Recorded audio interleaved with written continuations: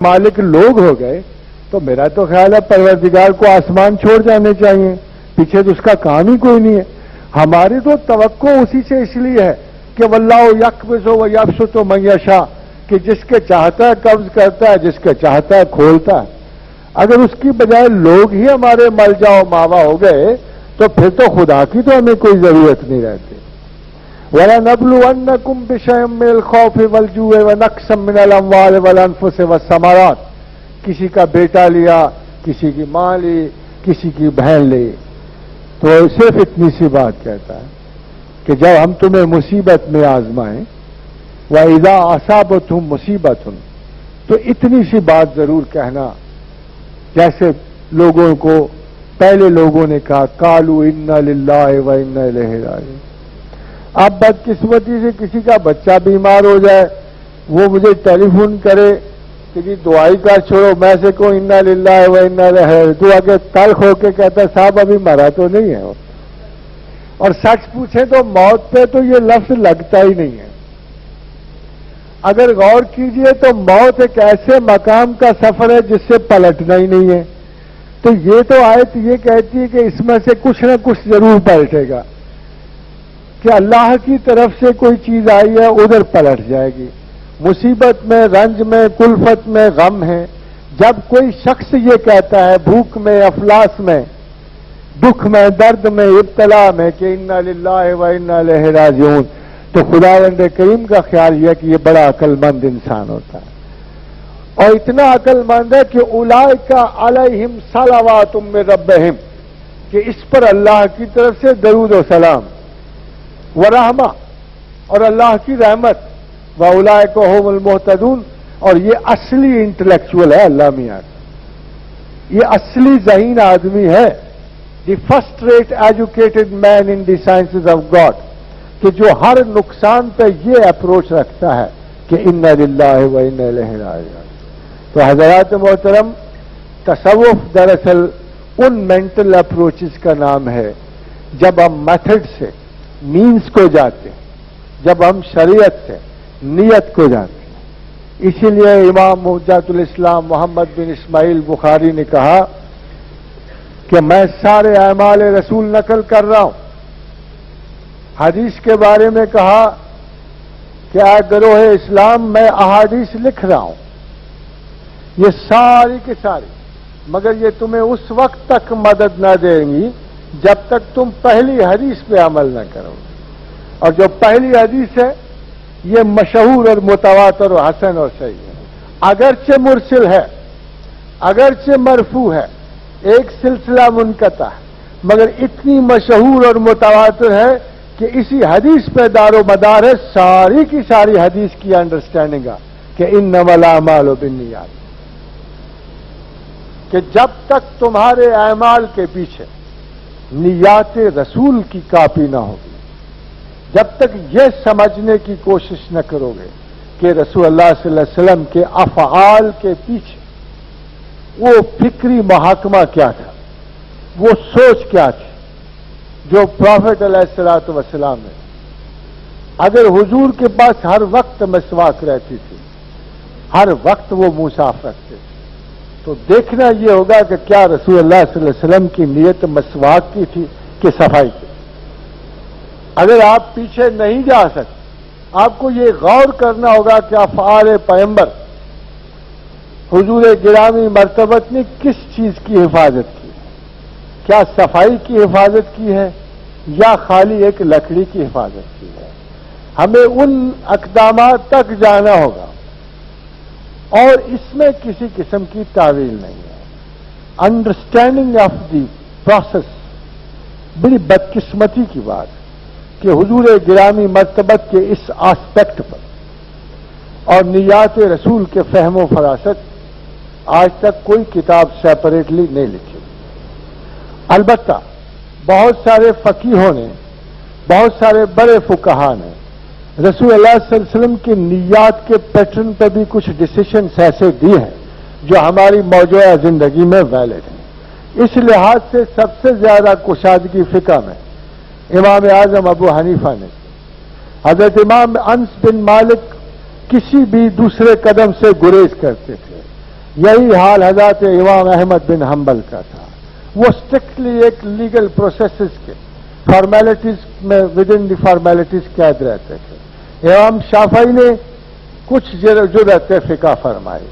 امام اعظم ابو حنیفہ کی ذرا اپروچ میں آپ کو ڈفرنس بتا دوں کہ ایک دفعہ بغداد میں ایک شخص سیڑھی پہ چڑھا تو سیڑھی پہ اس کی بیوی سے اس کی لڑائی ہوتی ہے. وہ ذرا زیادہ ہو گئی تو اس نے سیڑھی کے اوپر سے ڈکلیئر کر دیا کہ اگر میں سیڑھی سے نیچے اتروں تو تم پہ طلاق. اب کیا تو حضرت بیٹھے مصیبت پر. تو حنابلہ کے امام اس وقت امام سفیان ثوری تھے بغداد. اب مسئلہ یہ پڑ گیا کہ سیڑھی سے نیچے اترے تو طلاق وارد ہو جاتی. اب سیڑھی سے اترنا بھی ہے بیچارہ ٹنگا تو نہیں رہ سکتا. تو لوگ ادھر ادھر بھاگے اور امام سفیان ثوری کے پاس گئے. تو حضرت مزاج کے سخت تھے, حنابلہ میں سے تھے, ذرا اسٹرکٹ تھے. انہوں نے کہا طلاق ہو گئی, قصہ ختم. ان کا حضور کوئی گنجائش نہیں, ایسی غلطی نہیں کرنی چاہیے. وہ بھاگے بھاگے امام اعظم ابو حنیفہ کے پاس. انہوں نے کہا اچھا سچویشن دیکھوں گا. تو سچویشن دیکھنی آئی. سچویشن دیکھی کہ وہ اٹکا ہوا اوپر سیڑھی کے. اس کا اچھا ایسے کرو ایک سیڑھی اور لاؤ, اس کے بالکل برابر رکھو, اس سے کہو کہ برابر کی سیڑھی سے ادھر چلا جائے, نیچے آ جائے, قسم ختم ہو جائے. تو محدث پہ فقیہ کو اس لیے ترجیح دیتے کہ انسانی پیچیدگیوں میں وہ ایسے رستے کشادگی کے کھولتا ہے.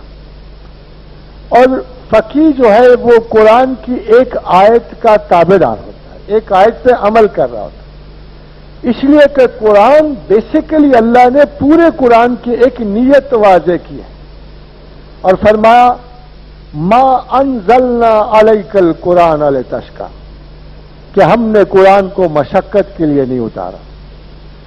اب جو کوئی بھی قرآن فہمی کو سہل کرے گا یا پروردگار کی اصولوں کے عام انسانوں کے لیے اس میں فراغت رکھے گا, کوشش رکھے گا, وہ یقیناً ایک سوچا سمجھا سمجھدار اور بہتر مسلمان ہے نسبتاً ان لوگوں کے کہ جو فہم و فراست کے رستے بند کر دیں اور ہر ذہنی جد و جہد کو بدعت کا نام دے دیں. بدعت اصل میں وہ چیز ہوتی ہے جو اصول کو متغیر کرتی ہے. آپ حیران ہوں گے کہ امام مسلم بن حجاج نے اپنی کتاب جب کلیکٹ کی تو اس میں ایک قانون رکھا کہ وہ بدعتی جو کفر سے لاحق ہو جائے, یعنی امام مسلم نے یہ اصول رکھا کہ وہ بدعتی جو کفر کے لاحق ہو جائے اس سے حدیث نہیں لینی, روایت نہیں کرنی. مگر وہ بدعتی جو مشرک نہ ہو یا کفر نہ ہو مگر اس کی جنرل باتیں ایسے لگیں جو نئی نہیں ہیں تو اس سے روایت درست ہے. آپ اندازہ کیجئے کہ حدیث لیتے ہوئے امام مسلم بن حجاج نے جو قانون وضع کیا وہ یہ تھا, وہ اب بدعت کی تعریف کر رہے ہیں کہ وہ بدعت جو کفر کے مماثل ہو جائے اس سے روایت نہیں کرنی ہم نے, مگر وہ بدعتی کہ جو کفر تک نہیں پہنچا ہوا مگر ویسے مشہور اور ہے ان باتوں کے لیے کہ نئی باتیں کرتا ہے, اس سے روایت ہم کر سکتے ہیں اور روایت درست ہے. کسی صاحب کو اشتباہ ہو تو اب بھی المقدمات المسلم بن حجاج کی جو امام مسلم ہے اس میں سے جا کے یہ بات دیکھیں فار ریفرنس. مگر مصیبت کی بات یہ ہے اگر ذہن کوئی ایسی بات نکالے جس سے جنرلی جب اصول اور علم میں متغیر ہوتا ہو تو وہ یقیناً بدعت نہیں کفر ہے.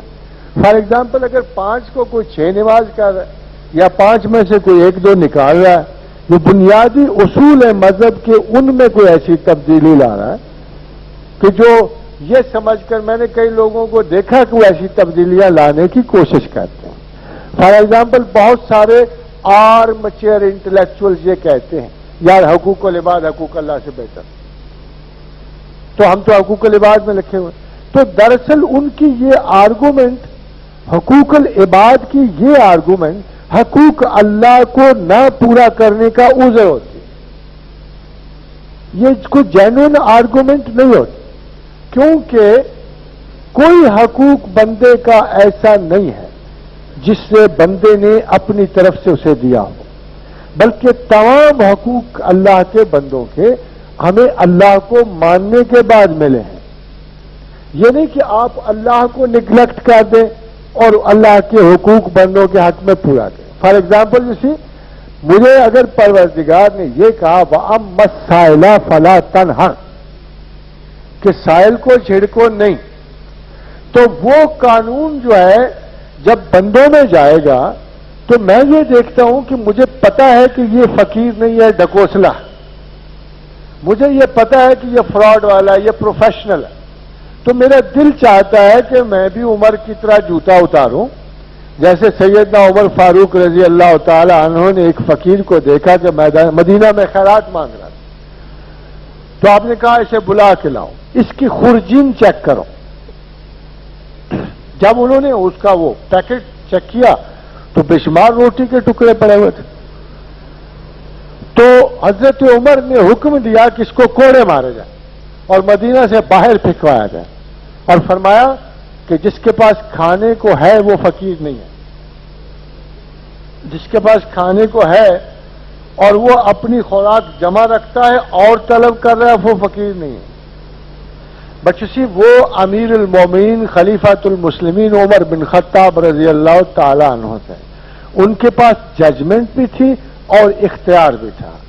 آج اگر مجھے ایسا پروفیشنل ملتا ہے اور میں اسے خیرات نہیں دینا چاہتا تو میرا یہ حق نہیں بنتا قرآنک لا کے مطابق کہ میں نے پہلے ایک ہائی پیڈسٹل سے اتروں اور پھر اسے ایک بڑا سا لیکچر دوں، پھر اسے 2-4 سلواتیں سناؤں اور آخر میں دفعہ ہو جائے میں تجھے خیرات نہیں دیتا.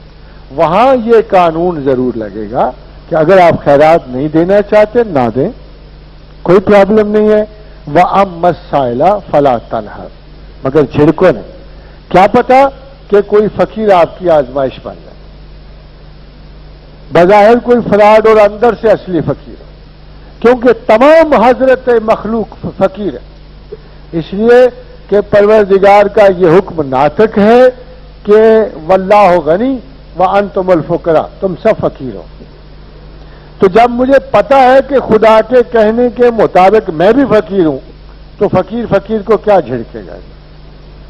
اس لیے پروردگار نے کہا وَأَمَّا السَّائِلَ فَلَا تَنْهَرْ فقیر کو جھڑکو نہیں. تو کہیں نہ کہیں سے ہمیں ایسی انٹرپریٹیشن کرنی پڑے گی جو آپ کا موجودہ زمانہ اللہ کے علم میں ہے، یہ انوکھا نہیں ہے. قیامت تک کی خبر دینے والا قرآن حکیم میں پروردگار 20ویں صدی سے بہت آگے گزر چکا. وہ 20ویں یا 21ویں صدی کا قیدی نہیں ہے. اس کے پاس پورا زمانہ جو ہے اس کے پاس کوئی حال اور مستقبل نہیں ہے، اس کے پاس کوئی ماضی نہیں ہے. وہ تمام زمانے پر ایک ہی یونٹ کی طرح نظر کرتا ہے اور 50,000 سال پہلے